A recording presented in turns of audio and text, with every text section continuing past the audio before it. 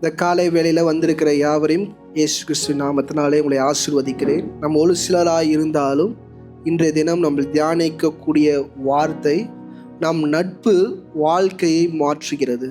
நம்மளுடைய நட்பு வாழ்க்கையை மாற்றுகிறது. Friendship change our life.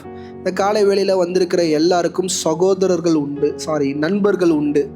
நம்ம சிறு வயதுலேருந்து, நம்ம ஸ்கூல்லேருந்து, காலேஜ்லேருந்து, என் வேலை செய்கிற ஸ்தலம், இப்படி வீட்டு பக்கத்தில் அக்கம் பக்கம்னு நம்ம எல்லாருக்குமே நம்ம வாழ்க்கையில் ஃப்ரெண்ட்ஷிப் நண்பர்கள் உண்டு. அந்த நண்பர்கள் எப்படிப்பட்டவர்கள் என்பது மிக மிக முக்கியம். ஏன்னா நம்ம வாழ்க்கையில் ஒரு காரியங்களை நம்ம சூஸ் பண்ணும் போது ரொம்ப பார்த்து என்ன பண்ணுவோம், சூஸ் பண்ணுவோம். ஆனால் அந்த ஃப்ரெண்ட்ஷிப்புன்ற வர இடம் மட்டும் டக்குன்னு சூஸ் பண்ணுறோம். நல்லா பேசுகிறான், இவங்க அப்பா நல்ல வேலையில் இருக்கிறாரு, இவங்க அம்மா நல்ல வேலையில் இருக்கிறாங்க, அதனால் பையன், அப்படி டக்கு நம்ம என்ன பண்ணுறோம், ஃப்ரெண்ட்ஷிப் பண்ணுறோம். ஆனால் இன்னொரு விஷயமும் நம்ம புரிஞ்சுக்கோங்க, நம்ம பிள்ளைகளோட வாழ்க்கையில் அநேக காரியங்களை பார்த்து செய்கிற தகப்பன் தாய் நம்ம பிள்ளைகளுடைய நண்பர்களை குறித்து அநேக நேரம் என்ன பண்ண மாட்டோம், யோசிக்க மாட்டோம். வீட்டுக்கு அந்த பையன் வந்தால் கூட அந்த பையன் எப்படிப்பட்டவன்றது சில நேரம் என்ன பண்ண மாட்டோம், யோசிக்க மாட்டோம். சில பேருடைய முகத்தை பார்த்து கண்டுபிடிச்சிரும், இவன் யார், மோசமான பையன், இவன் நல்ல பையன். ஆனால் நல்லவன் கெட்டவன் என்பது எங்கே தெரியும்னா, அவங்களோட இருதயம் சார்ந்தது. அவங்க கூட பழகும் போது தான் என்ன பண்ணும் தெரியும். சில நேரம் பார்க்கும் போது பேசும் போது நல்லா இருக்கும், ஆனால் உள்ளே இருக்கிற குணங்கள் எப்படிப்பட்டதாக இருக்கும், மோசமாக இருக்கும். நம்மக்கிட்ட பேசும்போது ஆன்ட்டி அம்மான்னு சொல்லிட்டு என்ன பண்ணுவாங்க, சூப்பராக பேசுவாங்க. ஆனால் நம்ம பிள்ளைகளை வழி தப்பக்கூடிய இடத்துல அவங்க என்ன பண்ணுவாங்க, இருப்பாங்க. நம்ம மிக கவனமாக இருக்க வேண்டியது அவசியம். ஏன்னா நண்பர்கள் ஒருத்தருடைய வாழ்க்கையை இல்லை ஒருத்தருடைய தலையெழுத்தை என்ன பண்ணுவாங்களா, மாற்றிடுவாங்களா. ஒரு மனுஷனோட தலையெழுத்தை யார் மாற்றிடுவாங்களா, நண்பர்கள் என்ன பண்ணுவாங்களா, மாற்றிடுவாங்களா. இந்த காலை வேளையில் இந்த அதிகாரத்தில் யாக்கோபு மிக தெளிவாக இருக்கிறார். நண்பர்த்துவத்தை பற்றி மிக எச்சரிக்கையாக இருக்க வேண்டியது அவசியம் என்று சொல்கிறார். இன்றைக்கி ஃப்ரெண்ட்ஷிப்புன்ற இந்த வார்த்தையை சொன்னாலே இன்றைக்கி ஒரு சின்ன ஒரு கதை மூலிமா நான் ஆரம்பிக்க விரும்புகிறேன்.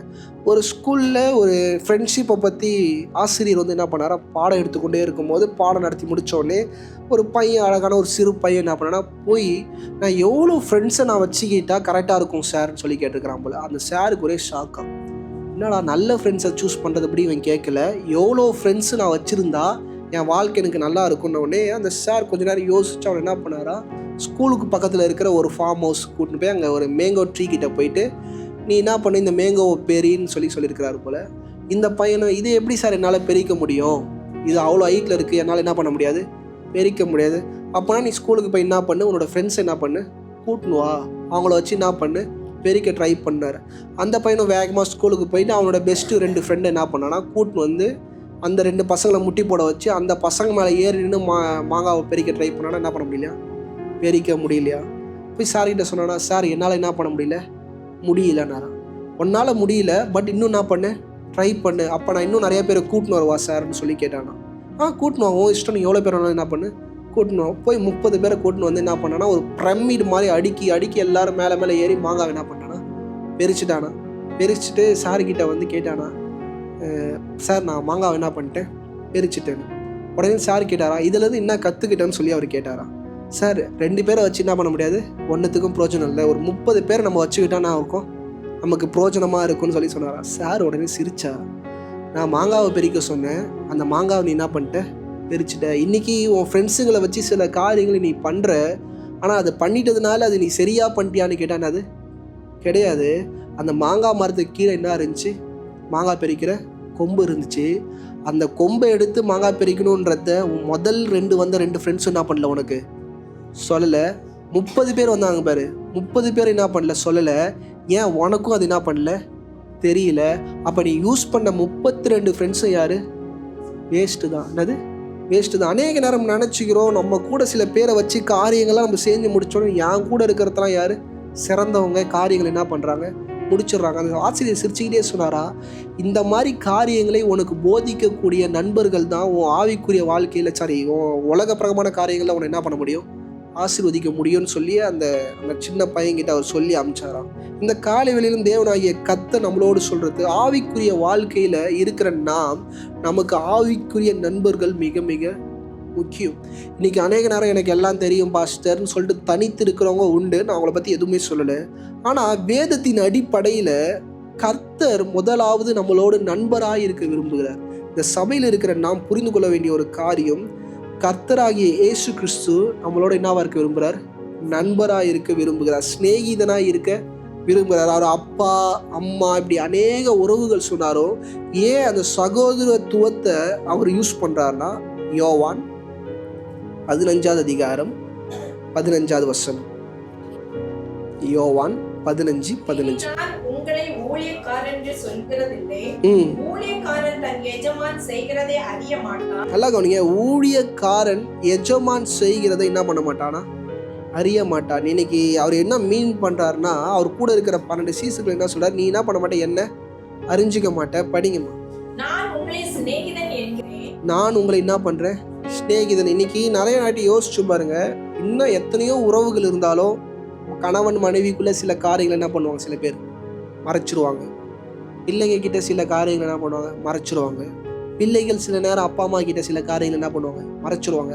ஆனால் இந்த ஃப்ரெண்டுங்கிற நபர்கிட்ட எல்லாத்தையும் என்ன பண்ணுவாங்க, ஷேர் பண்ணுறாங்க. கர்த்தர் அதனால தான் அந்த சகோதரத்துவத்தை ஃப்ரெண்ட்ஷிப்பை என்ன பண்ணுறாரு, நட்பு என்கிற காரியத்தை என்ன பண்ணுறாரு, வலியுறுத்துறாரு. நீ என்கிட்ட அப்படி தான் என்ன பண்ணணும், இருக்கணும். என்கிட்ட உனக்கு எந்த ஒளிவு மறைவும் இருக்கக்கூடாது, நானும் உன்கிட்ட எந்த ஒளிவு மறைவோடு இருக்க மாட்டேன். உன்னோட பிரச்சனைகள், உன்னுடைய அழுத்தங்கள், உன்னுடைய அசிங்கங்களை நீ என்ன பண்ணி என்கிட்ட சொல்ல. அநேக நேரம் மனுஷங்க கிட்ட சொல்ல ரெடியா இருப்போம், ஆனால் கர்த்தர் சொல்ல, நீ என்கிட்ட என்ன பண்ணு சொல்லு. நீ எந்த அளவு உடைக்கப்பட்டிருக்கிறியா, நீ வந்து என்கிட்ட என்ன பண்ணு, முறையிடு. நான் உன் கூட என்னவா இருக்க விரும்புகிறேன், ஃப்ரெண்டாக இருக்கிற விரும்புகிறேன். இன்னைக்கு கர்த்தரோடு ஃப்ரெண்டாக இருக்கிறது எப்படி பாஸ்டர்? அவர் தான் இல்லவே இல்லையே, அவரை என்னால் பார்க்க முடியாது, அவர் என்னால் தெரிய முடியாது. இன்னைக்கு நான் அந்த ஸ்டோரி சொன்னது போல, ஒரு நல்ல நண்பன் என்ன பண்ணுவான், நல்ல வழியை என்ன பண்ணுவானா காட்டுவான். இன்னைக்கு ஆண்டோட பிரசனம் சில நேரம் நம்ம தவறான வழிகளில் போகும்போது, சில நேரம் நம்ம நண்பர்கள் நம்மளை சேர்த்து இழிவான பாதைகளுக்கு நம்மளை தகுதிப்படுத்தும் போது, நல்லா கவனிங்க, இழிவான பாதைக்கு நம்மளை என்ன பண்ணுவாங்களா, தகுதிப்படுத்துவாங்க. நம்ம உலகத்தில் இருக்கிற நண்பர்கள் நம்மளை எதுக்கு தகுதிப்படுத்துவாங்கன்னா, இழிவான பாதைகளுக்கு நம்மளை தகுதிப்படுத்துவார்கள். ஆனால் அந்த பரிசுத்த ஆவியானவர் தான் நம்மளை தகுதி உள்ள இடத்துக்கு நம்மளை என்ன பண்ணுவாரா, தகுதிப்படுத்துவார். இன்னைக்கு இந்த மாதிரி நேரத்தில் யார் நம்மளோட பேச முடியும்னா, நம்மளை பெற்றெடுத்த தகப்பன் தாய் அந்த இடத்துல என்ன பண்ண முடியாது, இருக்க முடியாது. பரிசுத்த ஆவியானவர் மட்டும்தான் நம்ம கிட்ட என்ன பண்ண முடியும், பேச முடியும். ஒரு அம்மாவோ அப்பாவோ இருந்தால் டக்குன்னு மண்டையில கொட்டி நீ பண்ணது என்னது தப்புன்றுவாங்க. ஆனால் பரிசுத்த ஆவியானவர் தான் எல்லா நேரமும் நம்ம கூட இருப்பார். அவர் கூட ஒரு ஃப்ரெண்ட்ஷிப்பை நம்ம வச்சுக்கும் போது தப்புன்றதை என்ன பண்ணுவார், அவர் காண்பிப்பார். யாக்கோபு 4வது அதிகாரம் 5வது வசனம்.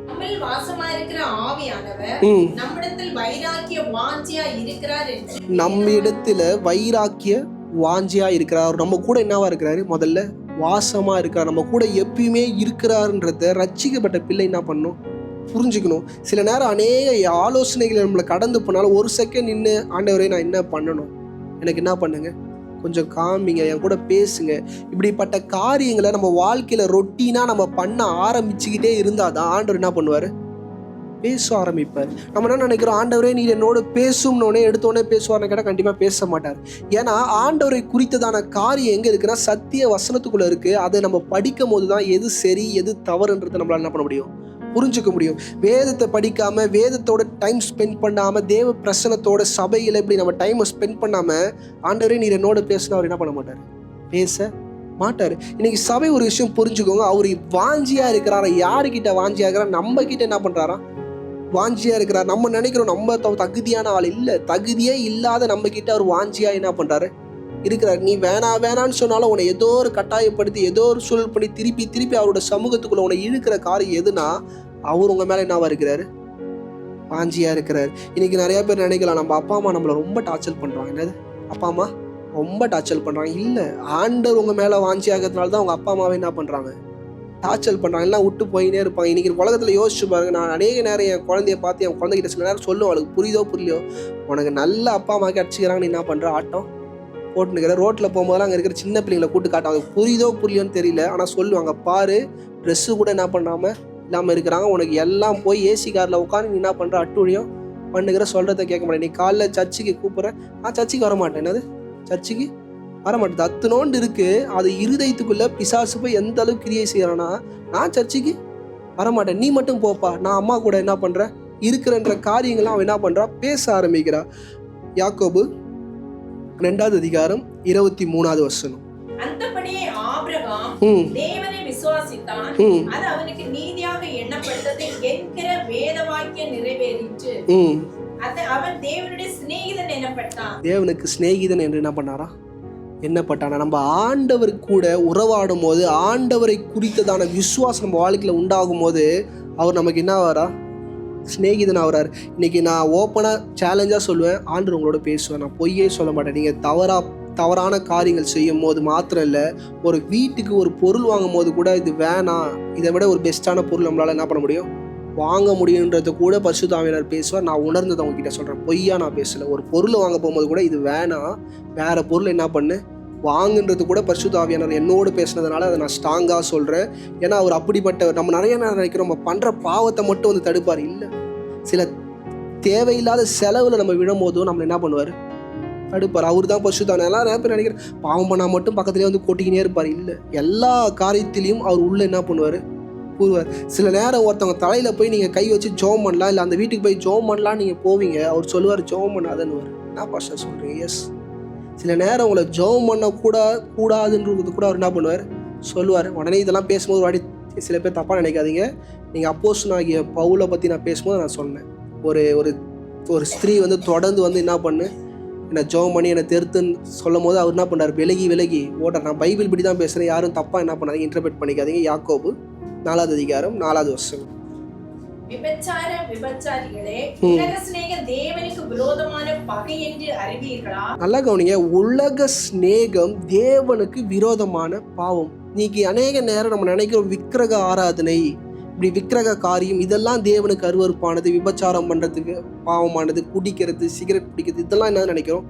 பாவம் நினச்சி சில நேரம் ஒதுங்கிடுவோம். ஆனால் கர்த்தர் சொல்கிறாரு உலக சிநேகமே என்னதான்? தேவனுக்கு விரோதமான பாவம். உலக சிநேகம்னா இன்னும் ஃபஸ்ட் நம்ம அநேக நேரம் மாய்மலமாக நினைக்கிற காரியம், நமக்கு தெரிஞ்ச எது தப்போ அதெல்லாம் என்னது உலக இல்லை, அதுக்கும் மேலான காரியங்கள் தான் உலக சிநேகத்தில் என்ன பண்ணுது? அதிகமாக இருக்குது. படிங்க.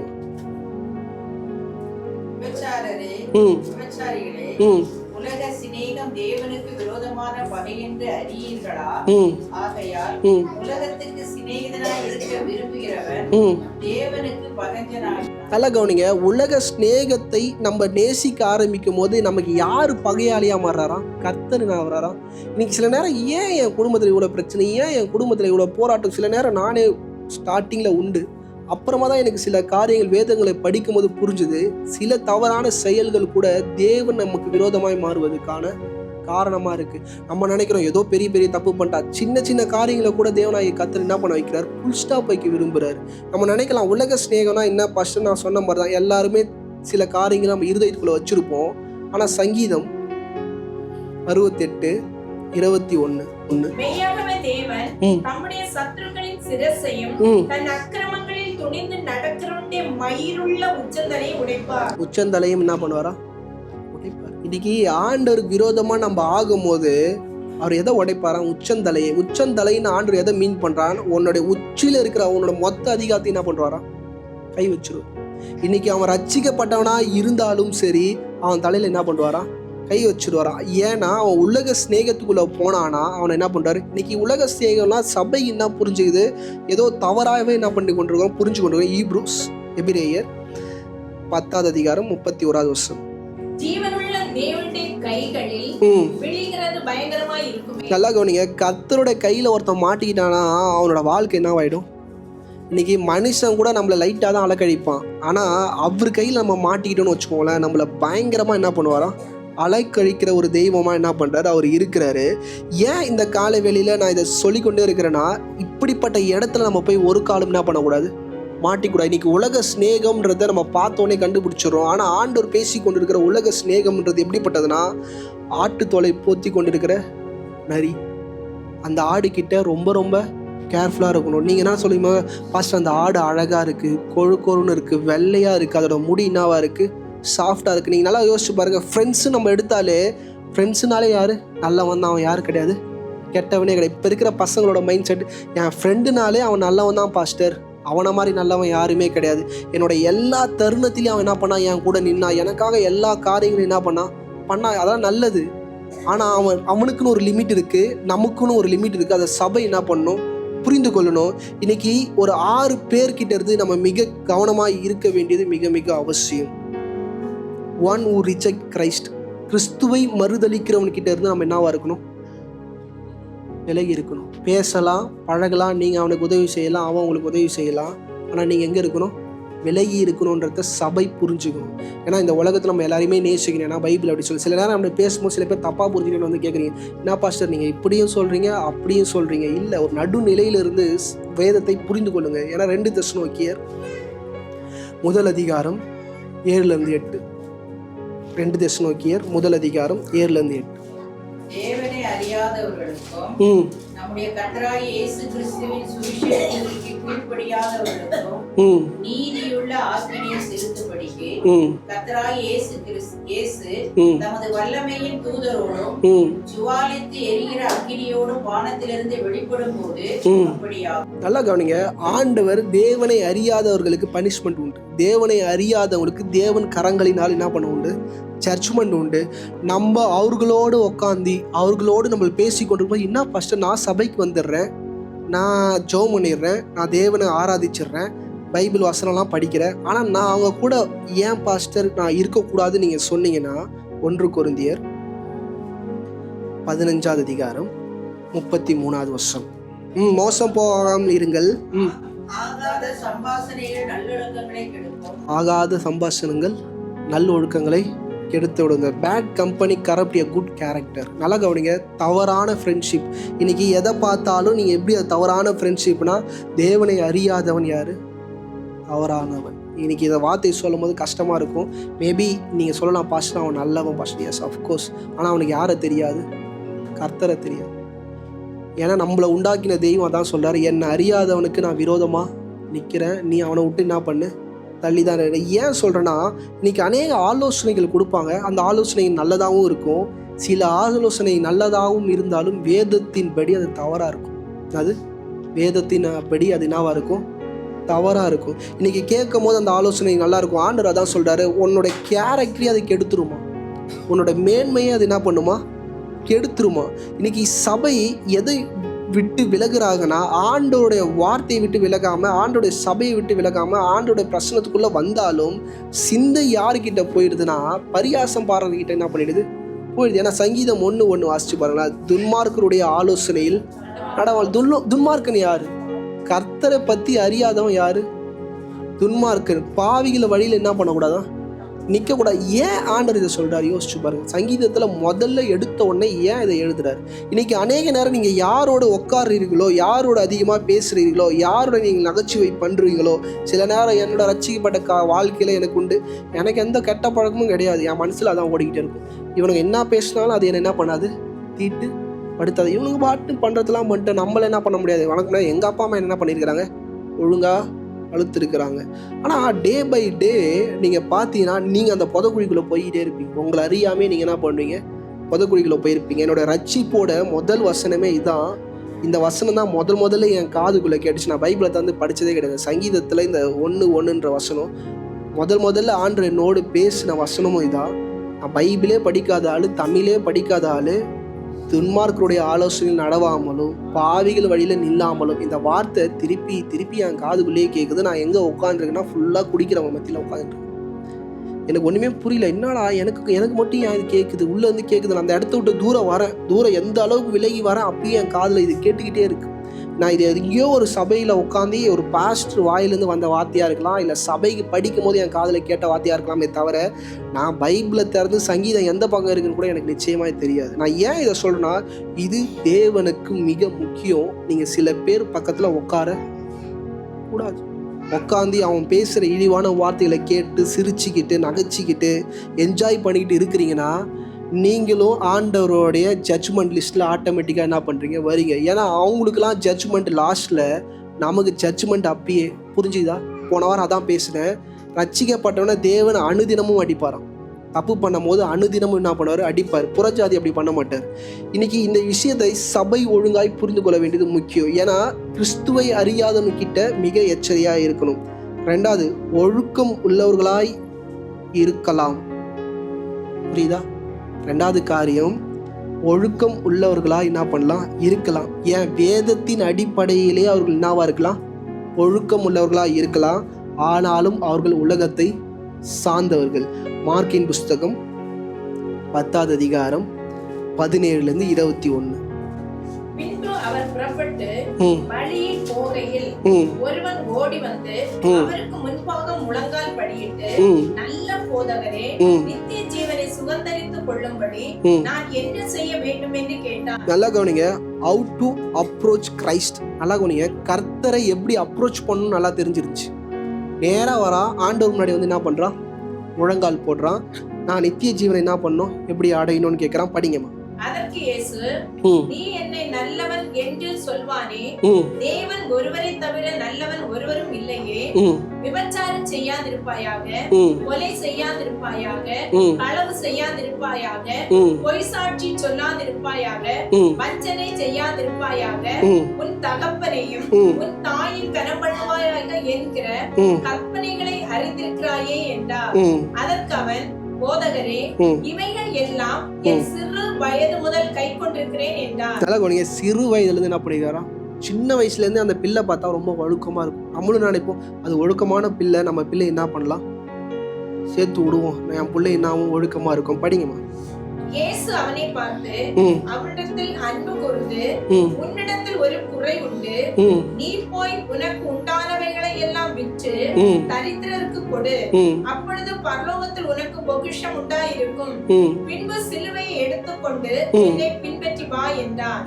அவன் மிகுந்த ஆஸ்தி உள்ளவனாய் இருந்தபடியால் இந்த வார்த்தையை கேட்டு மனம் அடிந்து துக்கத்தோடு போய்விட்டான். துக்கத்தோடு என்ன பண்ணிட்டான், ரெடி. ஆண்டவர் கூட வரதுக்கு அவனுக்கு என்ன இல்லை, ரெடி இல்லை. ஆனால் சிறு வயதிலிருந்து ஆண்டோடைய வார்த்தையின்படி தான் ஒரு வாழ்க்கை என்ன பண்ணுறான், வாழ்றான். இன்னைக்கு இப்படிப்பட்டவங்க கிட்ட இருந்தோ நம்ம எச்சரிக்கையாக இருக்க வேண்டிய அவசியம். வாயை திறந்தாலே ஏசு ஏசு, ஜெபம், பிரேயர், வசனம் வாயிலிருந்து அப்படி என்ன பண்ணும், புல்லட்டு மாதிரி தெரிக்கும். ஆனால் அவங்களும் ஆண்டருக்குள்ளே இல்லைன்றத நீங்கள் தான் பகுத்து என்ன பண்ணணும், அறியணும். பேச பேச சில காரியங்கள் புதுசாக இருக்கும். 3வது காரியம், சில சத்திய வசனங்கள் தெரிந்திருக்கலாம். என்னது, சில சத்திய வசனங்கள் அவங்களுக்கு என்ன பண்ணலாம், தெரிந்திருக்கலாம். மத்தேயு 23வது அதிகாரம் 29-33. மாயக்காரராகிய வேதபாரகரே, பரிசேயரே, உங்களுக்கு ஐயோ. நல்லா கவனிங்க, கர்த்தர் யாருக்கு ஐயோன்றாராம், வேத பாரகர்னா வேதத்தை குறித்து பிரசங்கிக்கிற ஒரு நபரை பார்த்து என்ன சொல்றாரு, ஐயோன்றார். ஆனா நம்ம என்ன நினைப்போம், அந்த நபர் நல்லா என்ன பண்றாரு, பைபிள் பேசுறாரு, பைபிள் நல்லா அவருக்கு என்ன பண்ணுது தெரியுது. அவரோட நம்ம பிள்ளைகள் பழகுனா நம்ம பிள்ளைகளும் அவரை மாதிரி என்ன பண்ணுவாங்க. ஏன்னா நான் இன்னைக்கு ஏன் சொன்னா, இந்த உலகத்திற்கு உண்டானவர்கள் எல்லாருமே இந்த லிஸ்ட்ல வராங்க. படிங்கம்மா. கல்லறைகளை கட்டி நீதிமான்களின் சமாதிகளை சிங்காரித்து எங்கள் பிதாக்களின் நாட்களில் இருந்தோமானால் அவர்களோடு நாங்கள் தீர்க்கதரிசிகளின் இரத்தப்படிக்கு உடன்பட்டிருக்க மாட்டோம் என்கிறீர்கள். ஆகையால் தீர்க்கதரிசிகளை கொலை செய்தவர்களுக்கு புத்திரராய் இருக்கிறீர்கள் என்று உங்களை குறித்து நீங்களே சாட்சியாய் இருக்கிறீர்கள். நீங்களும் உங்கள் பிதாக்களின் அக்கிரம அளவை நிரப்புங்கள். சர்ப்பங்களே, விரியன் பாம்பு குட்டிகளே. ஆண்டவர் அவங்க என்ன சொல்றாரு, சர்ப்பங்களே. ஆனா நம்ம பார்க்கும்போது அவங்க எப்படி இருக்கும், வேதத்தை நல்லா என்ன பண்றாங்க, பேசுறாங்க. சபை மிக கவனமா இருங்க. படிங்கம்மா. அவங்க என்னத்துக்கு தப்பிக்க மாட்டாங்களா, அவங்க நரகத்துக்கு போறவங்க.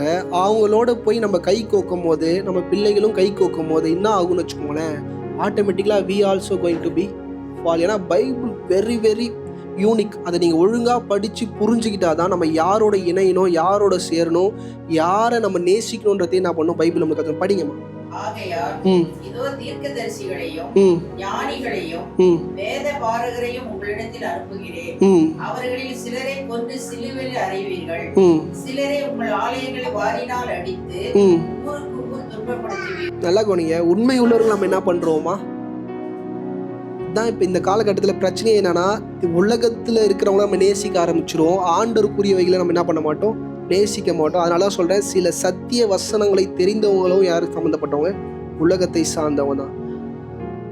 ஆராதனை என்னும் போர்வையை என்ன பண்ணுவாங்க, உடையவர்களாக இருப்பாங்க. 2 தீமோத்தேயு 3:5. தீர்க்கதரிசியின் வேஷத்தை தரித்து ம் அதன் பெலரை மறுதலிக்கிறவர்களாயும் ம் இருப்பார்கள். ம் இப்படிப்பட்டவர்களை நீ விட்டு விலகு. இப்படிப்பட்டவனை என்ன பண்ணுமா? இவங்கெல்லாம் தேவனாகிய கர்த்தர் என்ன சொல்றாரு? உலகம்ன்றார்.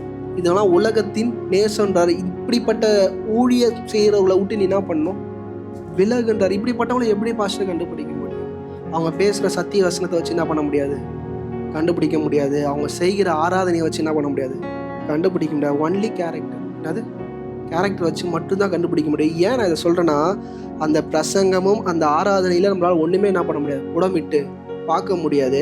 ஆனால் இதை நீங்கள் பார்க்க தவறுனா உங்களுக்கு என்ன இருக்குது? ஆக்கினை பார்த்துருக்கு. சபை இந்த இடத்துலையும் மிக தெளிவாக இருக்கணும். இந்த காலகட்டத்தில் ஒரு நபரை நான் பார்த்தேன். அவர் பேசும்போது பேசுனா, ஐ டோன்ட் நீட் வரதட்சணைனா கிடையாதான். ஒரு ஊழியக்காரர், அவருக்கு என்ன தேவையில்லையா? வரதட்சணை தேவையில்லை. பேசும்போது அப்படி சொல்லிட்டாரு.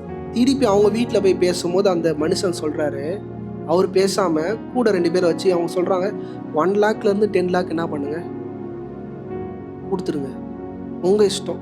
ஆனால் டிமாண்ட் வச்சுட்டாங்க 1 லேக்லேருந்து 10 லேக் சொல்லிட்டு. ஆனால் அந்த மனுஷன் அவரோட பொண்ணை கட்டி கொடுத்துருக்குறாரு. நல்லா கவனிங்க. இதெல்லாம் கேட்கும் போது எனக்கு வயிறு எரியுது. இவங்களாம் எப்படி வேதத்தை திறந்து படித்து எப்படி பிரசங்கம் பண்ணி, அவங்க சபையிலும் நிறைய பேர் இருக்கிறாங்க. அவர் பொண்ணை திருமணம் பண்ண பையன் வீட்டில் 1 ரூபா கூட பொண்ணு வீட்டில் வாங்காமல், இவர்கிட்ட 1 ரூபா கூட வாங்காமல், வரதட்சணையே வாங்காமல் அந்த பொண்ணை ஏற்றுக்கிட்டாரு. அந்த பொண்ணுக்கு உண்டான கல்யாண செலவு எல்லாத்தையும் பார்த்துட்டு சாப்பாடுக்கு மட்டும் என்ன கேட்டுக்கிறாரு? 1 லட்ச ரூபா கொடுங்க. இது வரதட்சணை இல்லை, சாப்பாடுக்கு மட்டும் என்ன இந்த பாஸ்டர் கிட்ட 1 லட்ச ரூபாய். இவர் ஊன்னு சொல்லிட்டுக்கிறார். கல்யாணம் நடந்திருக்கு, கல்யாண நாள் நடந்திருக்கு, 1 லட்ச ரூபாய் இந்த பாஸ்டர் என்ன பண்ணல, தரல. கல்யாணத்தை அப்போ என்ன பண்ணிக்கிறாரு இவர் சம்மந்தி என்ன பண்ணுறாரு? 1 லட்ச ரூபாய் தரேன்னீங்களே தாங்கண்ணே. என்னால் முடியாது சொல்லியிருக்காரு. அவர் அதை பெருசுப்படுத்தியும் கேட்கல, அவர் எது பண்ணியும் கேட்கல. வீட்டுக்கு வந்துட்டு ஒரு 4 பாஸ்டரை கூப்பிட்டு, இவன்லாம் ஒரு ஊழியக்காரனா? என்னது இவன்லாம் ஒரு ஊழியக்காரனா? கல்யாணத்தப்போ 1 லட்ச ரூபாய் வரதட்சணை கேட்குறான் சாப்பாட்டுக்கு.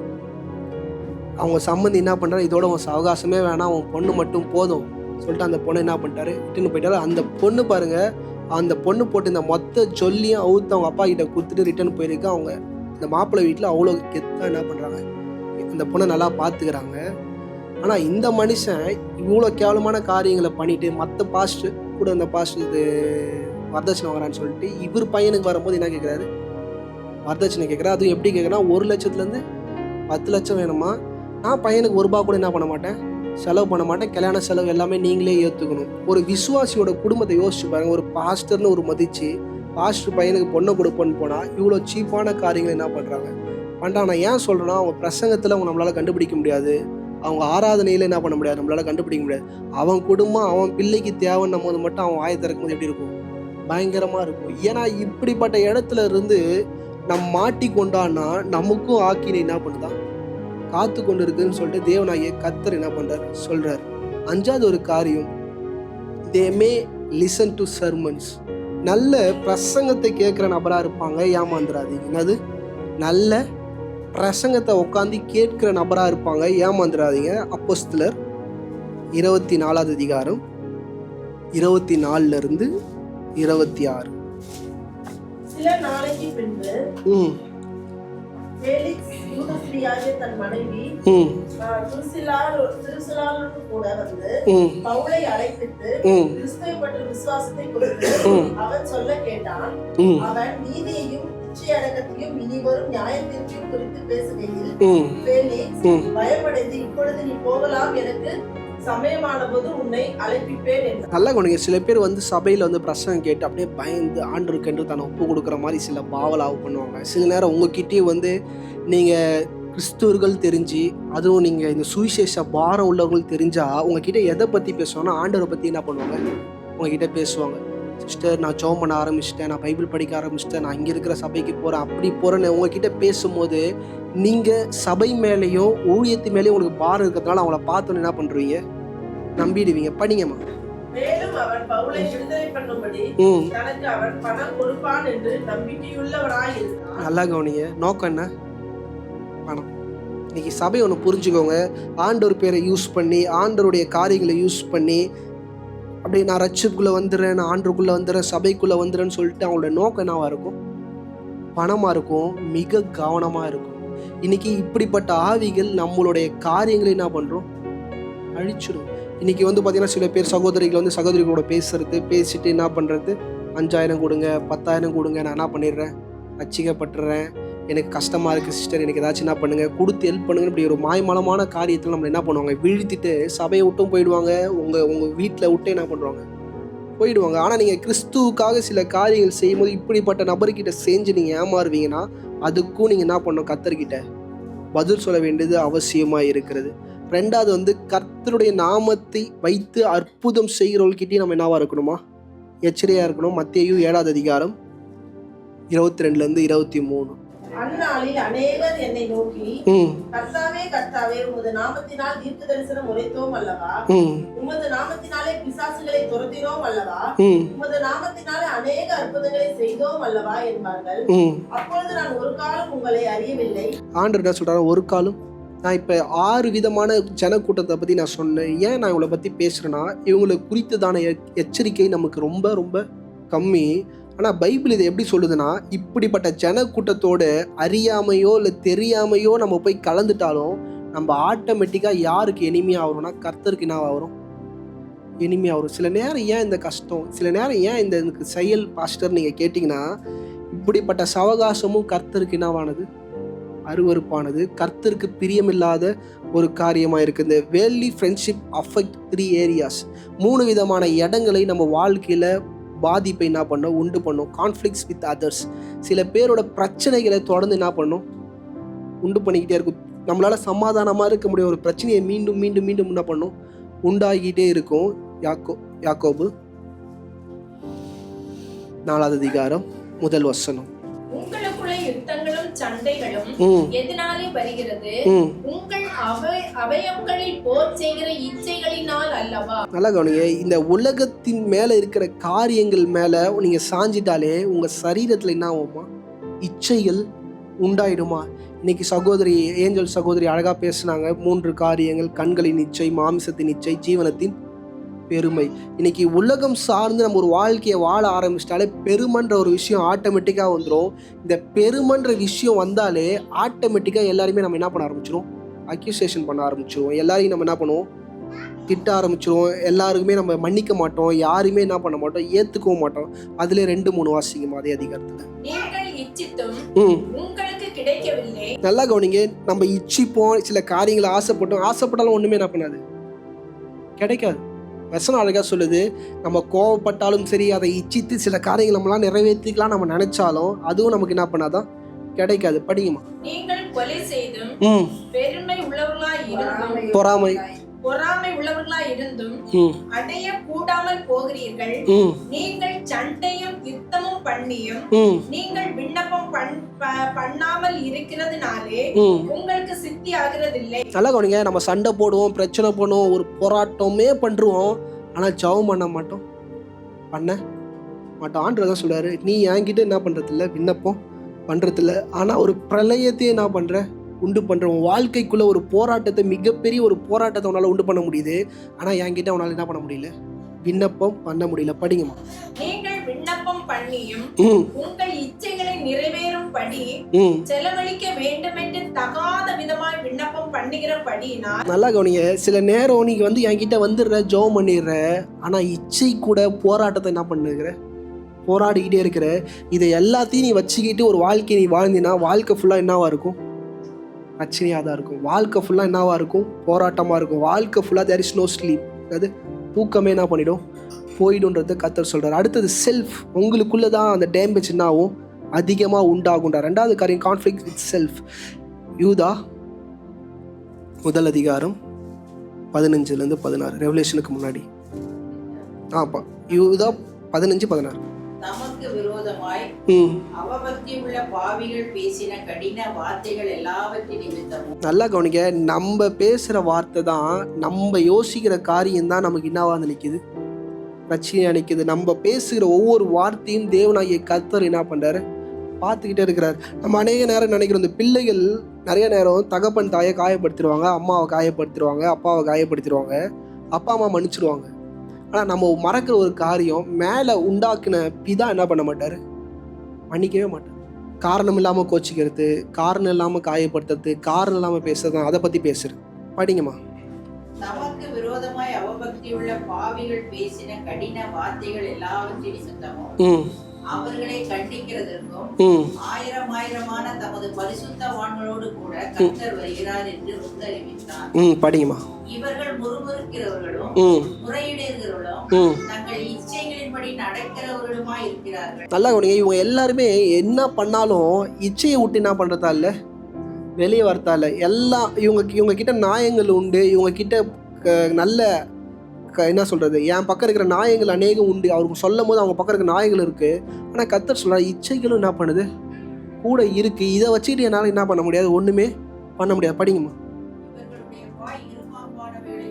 இவங்களுடைய வாய் என்ன ஆகுமா, நம்ம சரியானது பேசினாலுமே நம்ம கூட இச்சை இருக்கிறதுனால, அது உலகத்தின் சார்ந்தவைகளா இருக்கிறதுனால அது ஆட்டோமேட்டிக்கா என்ன ஆகிடுது, இருமாப்பானதா மாறிடுது. படிங்கம்மா. புரியுதா? தான் நல்லவன்றது காட்டிக்கிறதுக்காக ஏதாச்சும் ஒன்று என்ன பண்ணுவாங்க, பண்ணுற இடத்துக்கு நம்ம வந்துடுவோம். இன்னைக்கு தேவனாகிய கர்த்தர் சொல்ல, இதெல்லாம் இந்த 2 காரியத்துக்குள்ளே நீ வந்துட்ட, அதர்ஸ் மற்றவங்க கிட்ட உனக்கால நல்ல ஃபெலோஷிப் இல்லை, ஏன் உனக்குள்ளேயே ஒரு சமாதானம் இல்லைன்ற இடத்துக்குள்ளே நம்ம வரும்போது, அடுத்தது நம்ம யாருக்கிட்ட கான்ஃப்ளிக்ஸில் இருக்கிறோன்னா கடவுள் கூட என்னவா இருக்கிறோமா, யாரு கூட பிரச்சனை இல்லையோ அவரு கூட என்னவா இருக்கு, பிரச்சனை உடையவர்களான ஒரு வாழ்க்கையை என்ன பண்ணுறோம், வாழ்ந்து கொண்டு இருக்கிறோம். மத்தேயு 12:39 அவர்களுக்கு அவர் பிரதித்திரமாக, இந்த பொல்லாத விபச்சார சந்ததியா அடையாளத்தை தேடுகிறார்கள். ஆனாலும் யோனா தீர்க்கதரிசியின் அடையாளமின்றி வேறு அடையாளம் இவர்களுக்கு கொடுக்கப்படுவதில்லை. ஆண்டு கூட பிரச்சனை ஆகும் போது என்ன ஆகுதுன்னா, ஆண்டு கிட்ட என்ன கேட்குறோம், நீ இதெல்லாம் கடவுளா, நீ எனக்கு என்ன செஞ்சிட்டீங்க, உங்களோட இதில் தானே போனேன், உங்களோட பாதைகளில் தானே போனேன்னு சொல்லிட்டு we start blaming God. கர்த்தர் அதான் சொல்கிறாரு, என்ன பண்ண முடியாது, உங்களால் ப்ளேம் பண்ண முடியாது. யாக்கோபு 4:6. அவர் அதிகமான கிருபையை அளிக்கிறாரே, ஆதலால் தேவன் பெருமை உள்ளவர்களுக்கு எதிர்த்து நிற்கிறார், அவர் தாழ்மை உள்ளவர்களுக்கோ கிருபை அளிக்கிறார் என்று சொல்லி வசனம் தெளிவாக சொல்லுது. தாழ்மை உள்ளவர்களுக்கு மாத்திரம் தான் என்னதான் கிருபை. இன்னைக்கு பிரச்சனைகள் மத்தியில், போராட்டங்கள் மத்தியில் நம்மளை தாழ்த்தி ஆண்டவர் சமூகத்துக்குள்ளே போய் நிற்க வேண்டியது மிக மிக அவசியம். இன்னைக்கு இச்சையோட சரி, சில நம்மளோட மாய்மலமான ஒரு சூழ்ச்சியை மனுஷங்க கிட்ட போட்டுடலாம், மனுஷங்களோட மைண்ட் என்ன பண்ணிடலாம், நம்ம ஏமாத்திடலாம். ஆனால் கர்த்தர்கிட்ட போய் எந்த மாய்மலமான சூழ்ச்சியை நம்ம என்ன பண்ண முடியாது, போட்டு ஏமாற்ற முடியாது. அவர்கிட்ட போய் ஜெபம் பண்ணும் போதே அவருக்கு தெரியும் இந்த ஜெபம் சரியான ஜெபமா இல்லை கருத்தான ஜெபமா, உண்மை உள்ள ஜெபமான்றது என்ன பண்ணும், அவருக்கு நல்லா தெரியும். அவரை யாராலையும் என்ன பண்ண முடியாது, ஏமாற்ற முடியாது. இன்றைக்கி ஈஸியாக சொல்லலாம், நம்ம டீச்சரை ஏமாற்றலாம், நமக்கு முன்னாடி இருக்கிற போலீஸை ஏமாற்றலாம், ஏன் நம்ம தகப்பன் தாயை நம்ம என்ன பண்ணலாம், ஏமாற்றிடலாம். சில நேரம் நமக்கும் புரியாது ஏன் இவ்வளோ பிரச்சனைன்னு. ஆனால் அவருக்கு எல்லாமே தெரியும். அவர் அதை தெரிஞ்சு தான் என்ன பண்ணுறாரு, காரியங்களை பண்ணுறாருன்னா அதை ஏற்றுக்கொள்ள வேண்டியது மிக மிக அவசியம். ஏன்னா போன வாரம் நம்ம பார்த்தா ஆபகுக்கு தெளிவாக சொல்கிறாரு, ஆண்டவரே நீ எங்கள் மேலே கோபமாக இருக்கிறீர், நீ வச்ச நியாய தீர்ப்பு எல்லாமே என்னது நல்லதுக்குன்னு அவர் சொல்லி என்ன பண்றாரு, முடிக்கிறார். 7வது வசனம் வாசிங்க. 4வது அதிகாரம் 7வது வசனம். யாக்கோபு. ஆகையால் தேவனுக்கு கீழ்ப்படிந்திருங்கள், பிசாசுக்கு எதிர்த்து நில்லுங்கள், அப்பொழுது அவன் உங்களை விட்டு ஓடி போவார். நல்லா கவனிங்க, பிசாசுக்கு நம்ம எதிர்த்து நிக்கணும்னா நம்ம இச்சைக்கு நம்ம என்ன பண்ணணும், முதலாவது எதிர்த்து நிக்கணும். இச்சைக்கு எதிர்த்து நிக்காம தேவனால என்ன பண்ண முடியாது, ஒரு காரியமும் பண்ண முடியாது. அவனும் நம்மளை விட்டு என்ன பண்ண மாட்டான், போக மாட்டான். திருப்பி திருப்பி சில காரியங்களை, சில கண்ணீர்களை நம்ம வீட்டில் நம்ம பண்ணுவோம், உண்டு பண்ணிக்கொண்டே இருப்பான். இறுதியாக 10வது வருஷம், கர்த்தருக்கு முன்பாக தாழ்மைப்படுங்கள். நல்லா கவனிங்க, உலகத்துல இருக்கிற மனுஷன் முன்னாடி நம்ம தாழ்மையாயிரும். அநேக நேரம் ஒரு பிரச்சனைகள் மத்தியில போராட்டம் டக்குன்னு சரண்டர் ஆயிடும். உனக்கு புருஷன் வந்து மனைவி கிட்ட சரண்டர் ஆயிருது, இல்லை மனைவி வந்து புருஷன் கிட்ட சரண்டர் ஆயிருது, இல்லை பிள்ளைங்க வந்து அப்பா அம்மா கிட்ட சரண்டர் ஆகுறது, இல்லை அப்பா அம்மா பிள்ளைங்க கிட்ட என்ன பண்றது, சரண்டர் ஆகுது. இப்படி எல்லா சுச்சுவேஷனும், எல்லா சினாரியோவும் நம்ம உலகத்துல நடக்குது. ஆனா வேதம் சொல்லுது நம்ம யாரு முன்னாடி சரண்டர் ஆகணும்னா, படிங்க, கர்த்தருக்கு முன்பாக தாழ்மைப்படுங்கள், அப்பொழுது அவர் உங்களை உயர்த்துவார். அப்பொழுது அவர் உங்களை, இன்னைக்கு மனுஷன் முன்னாடி உங்களை தாழ்த்தும் போது தேர் இஸ் அ பிஸ்கெட், என்னது பிஸ்கெட்டு தான் கிடைக்கும். ஆனால் அவர் முன்னாடி நம்ம வாழ்க்கையை முழுமையாய் தாழ்த்திட்டோம்னா அவர் நம்மளை என்ன பண்ணுவாரா, உயர்த்துவாரா. இன்னைக்கு அவருக்கு முன்னாடி நம்மளை தாழ்த்துறது ரொம்ப கடினம். இன்னைக்கு சபை புரிஞ்சுக்கோங்க, இச்சையோடு நம்மளை நம்ம என்ன பண்ண முடியாது, அவர் முன்னாடி போய் தாழ்த்த முடியாது. சில கசப்புகளை நமக்குள்ளே வச்சுன்னு அவர்கிட்ட போய் நம்மளை என்ன பண்ண முடியாது, தாழ்த்த முடியாது. அவர் சொல்கிறாரு, நீங்கள் ஓடினாலும் சரி, நீங்கள் என்ன காரியங்கள் செஞ்சாலும் சரி, நீங்கள் வேண்டினாலும் என்ன பண்ணாதான் கிடைக்காதுன்ற. இன்னைக்கு ஆண்டு ஒரே ஒரு காரியம் இந்த காலையில் நம்மளோடு பேசுகிற காரியம், உலகத்தின் ஸ்நேகம் வேணாம், ஆண்டவருடைய சிநேகம் நமக்கு தேவை. அவர்கிட்ட நம்மளை தாழ்த்துகளாக நம்ம இருப்போம்னா, நம்ம பிள்ளைகள் அவர்கிட்ட தாழ்த்தவர்களாக இருப்போம்னா, நம்ம பிள்ளைகளையும் சரி, நம்மளுடைய வாழ்க்கையும் சரி, நம்ம குடும்பத்தையும் சரி அவர் உயர்த்த என்னவா இருக்கிறார்? வேற யாராலையும் உயர்த்த முடியாது. இன்னைக்கு ஜெயிச்சவங்க, ஆண்டவருடைய ரட்சிக்கப்பட்டு இருந்து ஆண்டவரால் ஆசீர்வதிக்கப்பட்ட எல்லார்கிட்டையும் போய் கேளுங்க, கர்த்தரோட பேர் மட்டும்தான் சொல்லுவோம். இன்னைக்கு அநேக நேரம் அவங்க கையினால ஓடி அவங்க வேர்வை சிந்தி சம்பாரிச்சு சில காரியங்களை சில கட்டி இருந்தாலும் அந்த ஒரு இடம் வரும்போது மட்டும் என்ன சொல்றாங்க? கர்த்தரோட பேரை அவங்க சொல்றாங்க. ஏன்னா அவங்களுக்கு தெரியும் அவங்களால அது உண்டாகலை, கர்த்தரால் மாத்திரம்தான் என்னாச்சு உண்டாச்சுன்னு. இருக்கிற இடங்களை கண்களை மூடி